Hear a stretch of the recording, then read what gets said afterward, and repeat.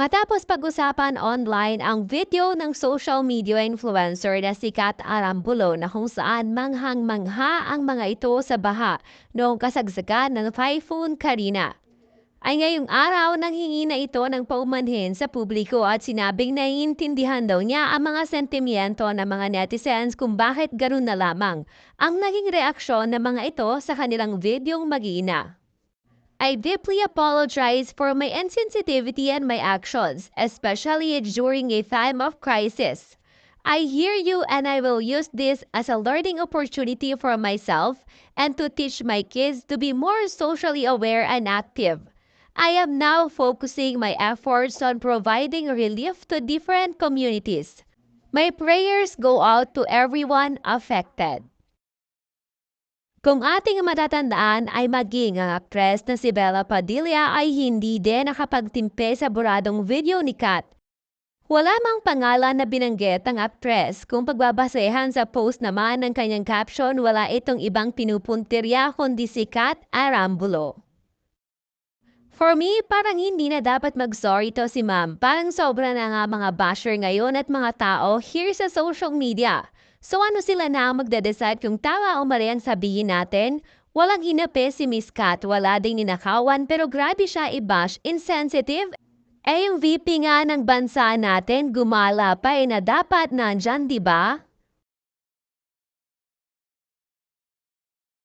A light conversation between mom and her kids, but sadly blown out of proportion because of a comment from a person who's not even a parent. I don't see anything wrong with the convo. Kat has several charity initiatives that a lot of netizens don't know about.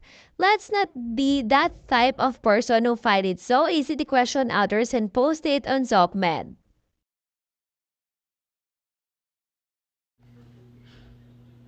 Experience baha like this. That's easier to be sure. Wow, look at this. Yeah. The school! Wow, the baha is nuts. Alana, this is the first time ever you've seen this, no? Wait, imagine if we just get a floaty and then there were Ay! cars. Ako, nahulog ako. Sorry. So first time for the kids to experience baha here in Manila. Mama, you know what you can do? What? You can get a floaty and if there are no cars, you can put it. You want and a floaty? And then you can Yeah. go Safe ba swim. mag-floaty Safe dyan? yan, Baka safe kaya mag-floaty dyan, Yaya? Hello. I guess so. It's just water, no? Yeah, right?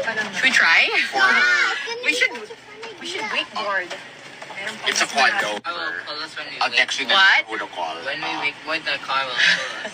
But Sure, then why not? the put- Asher, how are you guys? I wanna ride in the baha. Asher, you wanna go also? Yeah. And then the car will pull us like, The baha? but we can do the sidewalks because I saw the sidewalks were wet. Pwede ba yun? Yeah, it's Are you quite sure?